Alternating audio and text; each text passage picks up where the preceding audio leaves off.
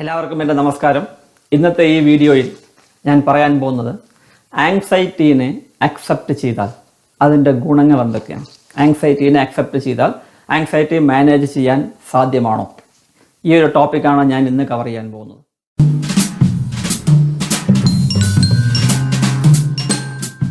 ആങ്സൈറ്റീനെ accept ചെയ്താൽ തീർച്ചയായും anxiety management നടപ്പിലാകും എന്നുള്ളതിന് എനിക്ക് യാതൊരു സംശയവുമില്ല. തീർച്ചയായും അതൊരു തെറാപ്യൂട്ടിക് മെത്തേഡാണ് എന്ന് ഞാൻ പറയാൻ ആഗ്രഹിക്കുന്നു. ഏറ്റവും പ്രധാനമായി ഞാൻ പറയാൻ പോകുന്ന പോയിന്റ് ഇതാണ്. ഇമാജിൻ ചെയ്യൂ, ഒരു വ്യക്തിക്ക് ഡയബറ്റിക്സ് അതായത് ഷുഗർ ഡയഗ്നോസ് ചെയ്യപ്പെട്ടു, വേറൊരു വ്യക്തിക്ക് തൈറോയിഡ് പ്രോബ്ലംസ് ഡയഗ്നോസ് ചെയ്യപ്പെട്ടു, വേറൊരാൾക്ക് ക്യാൻസർ ഡയഗ്നോസ് ചെയ്യപ്പെട്ടു, വേറൊരാൾക്ക് കാഴ്ചശക്തി നഷ്ടപ്പെട്ടു.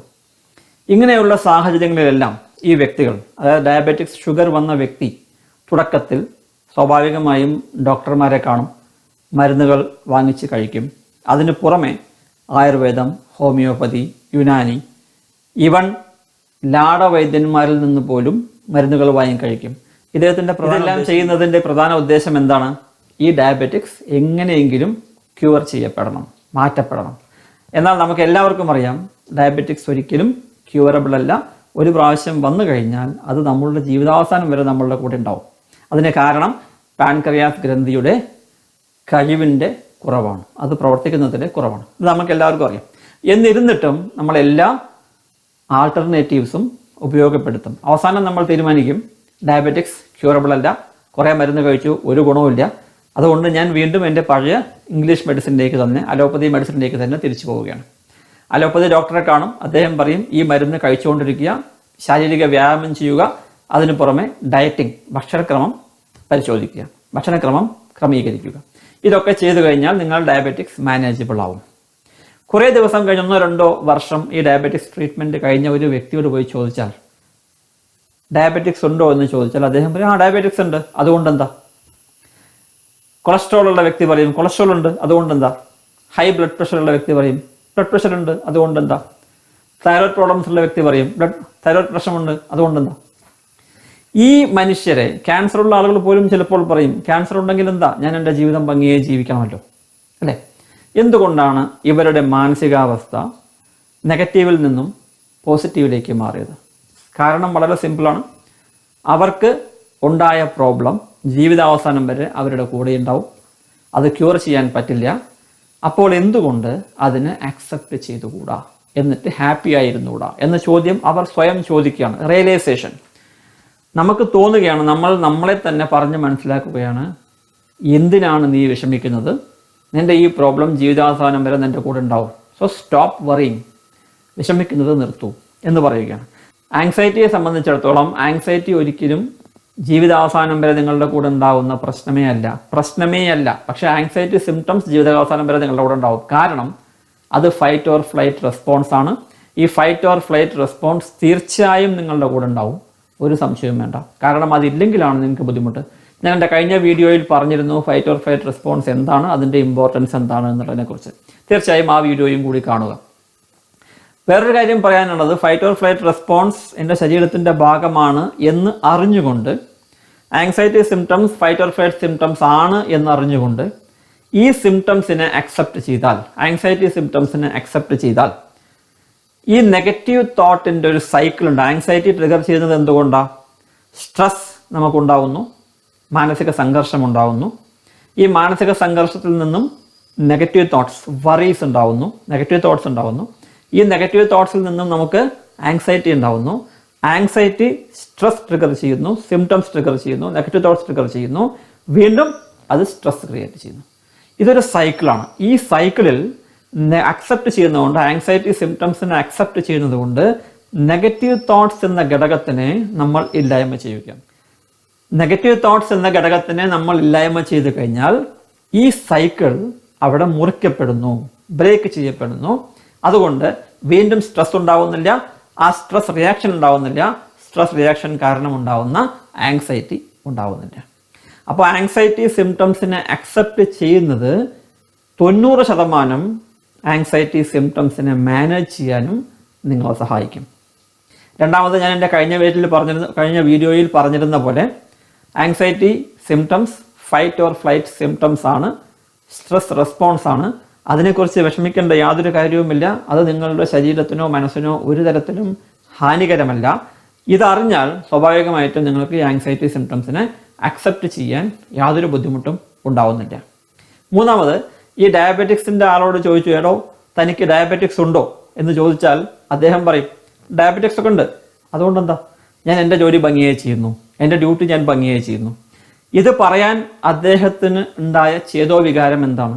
ആൻസർ വളരെ സിമ്പിൾ. അത് നമ്മുടെ ജീവിതാവസാനം വരെ ഉണ്ടാവും. ഞാൻ അതിനെക്കുറിച്ച് വറി ചെയ്തിട്ട് കാര്യമില്ല.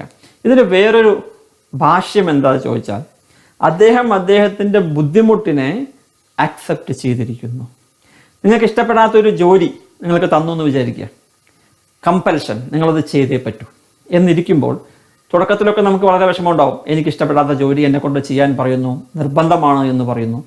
പക്ഷെ നിർബന്ധമാണ് എന്ന് നമ്മൾ തിരിച്ചറിഞ്ഞാൽ, ഇത് ചെയ്തേ പറ്റൂ എന്ന് തിരിച്ചറിഞ്ഞാൽ സ്ലോലി നമ്മൾ ആ ജോലിയെ ചെയ്തു തുടങ്ങുന്നു. ആ ചെയ്തു തുടങ്ങുന്ന ജോലിയോട് നമ്മൾ കോൺസെൻട്രേഷൻ കാണിക്കുന്നു, ഫോക്കസ് കാണിക്കുന്നു. അതുകൊണ്ട് മെല്ലെ ആ ജോലിയെ നമുക്ക് ഇഷ്ടമല്ല എന്നുള്ള ഭാഗം മാറി നമ്മൾ അതിനെ അക്സെപ്റ്റ് ചെയ്യുന്നു. അങ്ങനെ വരുമ്പോൾ ആ ജോലിയെക്കുറിച്ചുള്ള നെഗറ്റീവ് തോട്ട്സ് ഇല്ലാതാവുന്നു. ഏറ്റവും പ്രധാനപ്പെട്ട ഘടകം അതാണ്.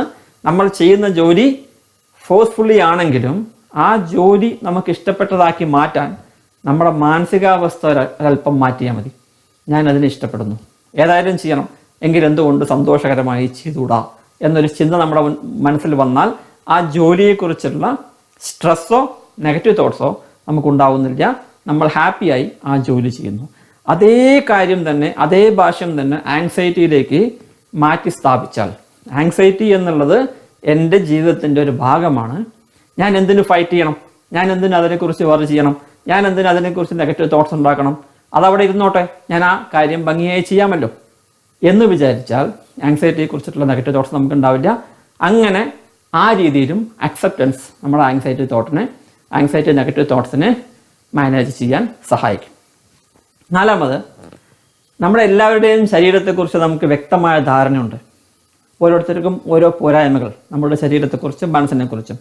ആ പോരായ്മകൾ, ഒരു ഉദാഹരണത്തിന് എൻ്റെ മൂക്ക് ഇത്തിരി നീളം കൂടുതലാണ്. ചെറുപ്രായത്തിൽ തന്നെ എല്ലാവരും വളരെ മോശമായി ചിത്രീകരിച്ചിരുന്നു ഈ മൂക്കിൻ്റെ നീളം കൂടുതൽ കാരണം. പിന്നീട് ഞാനത് അക്സെപ്റ്റ് ചെയ്തു. എൻ്റെ ശരീരത്തിൻ്റെ ഭാഗമാണ്. എൻ്റെ ശരീരത്തിൻ്റെ ഭാഗമായ എൻ്റെ ഈ മൂക്കിനെക്കുറിച്ച് ഞാൻ എന്തിനു വിഷമിക്കണം?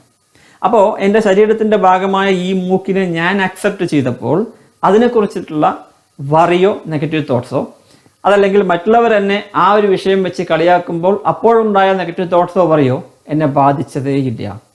അതേപോലെ എല്ലാവർക്കും അവരവരുടേതായിട്ടുള്ള പ്രശ്നങ്ങളുണ്ടാവും, ശാരീരികവും മാനസികവുമായിട്ടുള്ള പോരായ്മകളുണ്ടാവും. ആ പോരായ്മകളെ അവർ ഓരോരുത്തരും അക്സെപ്റ്റ് ചെയ്യുമ്പോൾ അവർക്ക് സ്വയം സ്നേഹിക്കാൻ പ്രാപ്തി വരും. സ്വയം സ്നേഹിക്കുക എന്ന് വെച്ചാൽ സ്വയം ഇഷ്ടപ്പെടുക. നമ്മുടെ ശാരീരികവും മാനസികവുമായ എല്ലാത്തിനെയും നമ്മൾ ഇഷ്ടപ്പെടാൻ തുടങ്ങുകയാണ്. ആങ്സൈറ്റിയും നമ്മൾ ഇഷ്ടപ്പെടാൻ തുടങ്ങിക്കഴിഞ്ഞാൽ അതും എൻ്റെ ശരീരത്തിൻ്റെ ഭാഗമാണ്, അതും എൻ്റെ മനസ്സിൻ്റെ ഭാഗമാണ് എന്ന് ഇഷ്ടപ്പെടാൻ തുടങ്ങിയാൽ അക്സെപ്റ്റൻസ് പൂർണ്ണമായി നെഗറ്റീവ് തോട്ട്സിൻ്റെ സൈക്കിൾ അവിടെ ബ്രേക്ക് ചെയ്യപ്പെടും. വളരെ വ്യക്തമായി മനസ്സിലായി എന്ന് ഞാൻ കരുതുന്നു. ആങ്സൈറ്റി അക്സെപ്റ്റൻസ് ചെയ്യുമ്പോൾ ശ്രദ്ധിക്കേണ്ട 1-2 കാര്യങ്ങൾ കൂടി ഞാൻ പറയാം. നമ്മൾ എക്സസൈസ് ചെയ്യുന്നു. ആങ്സൈറ്റി ഡോക്ടറെ അടുത്ത് പോയി കഴിഞ്ഞാൽ അല്ലെങ്കിൽ സൈക്കോളജിസ്റ്റിൻ്റെ അടുത്ത് പോയി കഴിഞ്ഞാൽ ഏത് മാനസിക പ്രശ്നങ്ങൾക്കും പോയി കഴിഞ്ഞാൽ അവർ ആദ്യം പറയുന്നത് എക്സസൈസ് ചെയ്യുക, മെഡിറ്റേഷൻ ചെയ്യുക എന്നാണ്. മെഡിറ്റേഷൻ ചെയ്യുന്നതും എക്സസൈസ് ചെയ്യുന്നതും ഒരിക്കലും ആങ്സൈറ്റി അല്ലെങ്കിൽ ഡിപ്രഷൻ ക്യൂറിനല്ല, മാനേജ്മെൻറ്റിന് വേണ്ടിയാണ്. മാനേജ്മെൻറ്റ് അതിനായല്ല. ഞാൻ എൻ്റെ ശരീരത്തെ സംരക്ഷിക്കാൻ, ഞാൻ എൻ്റെ മനസ്സിനെ സംരക്ഷിക്കാൻ, ഞാൻ എന്ത് ചെയ്താലും അതൊരിക്കലും ആങ്സൈറ്റി ക്യൂർ ചെയ്യാനല്ല. കാരണം ഞാൻ ചെയ്യുന്നത് ആങ്സൈറ്റി ക്യൂർ ചെയ്യാനാണ് എന്നുള്ള ബോധം ആങ്സൈറ്റി തന്നെ ഉണ്ടാക്കാൻ നമ്മളുടെ ശരീരത്തെ പ്രേരിപ്പിക്കുന്നു. അപ്പോൾ അതാണ് അക്സെപ്റ്റൻസ് എന്ന് പറയുന്നത്. എനിക്കൊരു പ്രശ്നം ഞാൻ അക്സെപ്റ്റ് ചെയ്താൽ അതിന് ഞാൻ എന്തിനു ക്യൂർ ചെയ്യണം? ആങ്സൈറ്റി ഒരു പ്രശ്നമല്ലെങ്കിൽ ഞാൻ എന്തിനതിനെ മാനേജ് ചെയ്യണം എന്നൊരു ചോദ്യം നമ്മൾ തന്നെ വീണ്ടും നമ്മളോട് ചോദിക്കുകയാണ്. അപ്പോൾ അങ്ങനെ മാനേജ് ചെയ്യണമെന്നുണ്ടെങ്കിൽ അതൊരു അസുഖമല്ലേ? അത് ക്യൂർ ചെയ്യണമെന്ന് ഞാൻ വിചാരിച്ചാൽ അതൊരു അസുഖമല്ലേ? അപ്പോൾ അത് കോൺട്രാ ഇൻഡിക്കേഷൻ വരും. അതായത് ഞാൻ ഒന്നുമില്ല എന്ന് വിചാരിക്കുന്നു, എനിക്കൊരു പ്രശ്നമല്ല എന്ന് വിചാരിക്കുന്നു, അതിൻ്റെ കൂട്ടത്തിൽ അതിനെ ക്യൂർ ചെയ്യാൻ ശ്രമിക്കുകയും ചെയ്യുന്നു, അതിനെ മാനേജ് ചെയ്യാൻ ശ്രമിക്കുന്നു. അതാണ് കോൺട്രാഡിക്ഷൻ എന്ന് പറയുന്നത്. അത് നമ്മൾ ഒരിക്കലും ചെയ്യരുത്. ആങ്സൈറ്റിയെ അതിൻ്റെ പാട്ടിന് വിടുക. മാനസികമായും ശാരീരികമായിട്ടുള്ള ഉല്ലാസത്തിനും ഉന്മേഷത്തിനും എനർജിക്കും നമ്മൾ എക്സസൈസ് ചെയ്യുന്നു, മെഡിറ്റേഷൻ ചെയ്യുന്നു, സന്തോഷമായിരിക്കുന്നു, മറ്റുള്ളവരോട് ചിരിച്ച് സംസാരിച്ചിരിക്കുന്നു, നല്ല നല്ല കോമഡി പ്രോഗ്രാംസ് കാണുന്നു. ഇതെല്ലാം ചെയ്താൽ നമ്മുടെ മാനസികവും ശാരീരികവുമായിട്ടുള്ള അവസ്ഥയ്ക്ക് ജനറലി ഒരു ഉത്തേജനം വരും. ഇത്ര മാത്രം കരുതുക. ഒന്നും ആങ്സൈറ്റിക്ക് വേണ്ടിയല്ല, എല്ലാം എനിക്ക് ശരീരത്തിനും മനസ്സിനും വേണ്ടിയാണ് എന്ന് മാത്രം കരുതുക. തീർച്ചയായും ആങ്സൈറ്റിയെ അക്സെപ്റ്റ് ചെയ്താൽ 90% വരെ നിങ്ങളുടെ ആങ്സൈറ്റിയെ കൺട്രോൾ ചെയ്യാൻ ഒരു ബുദ്ധിമുട്ടുമില്ല, മാനേജ് ചെയ്യാൻ ഒരു ബുദ്ധിമുട്ടുമില്ല. ഈ വീഡിയോ നിങ്ങൾക്ക് എല്ലാവർക്കും ഇഷ്ടപ്പെട്ടിരിക്കും എന്നെനിക്ക് ഉറപ്പാണ്. തീർച്ചയായും ലൈക്ക് ചെയ്യുക, കമൻറ്റ് ചെയ്യുക, എൻ്റെ ചാനൽ സബ്സ്ക്രൈബ് ചെയ്യുക, ബെൽ ബട്ടൺ അമർത്താനും മറക്കരുത്. നന്ദി, നമസ്കാരം.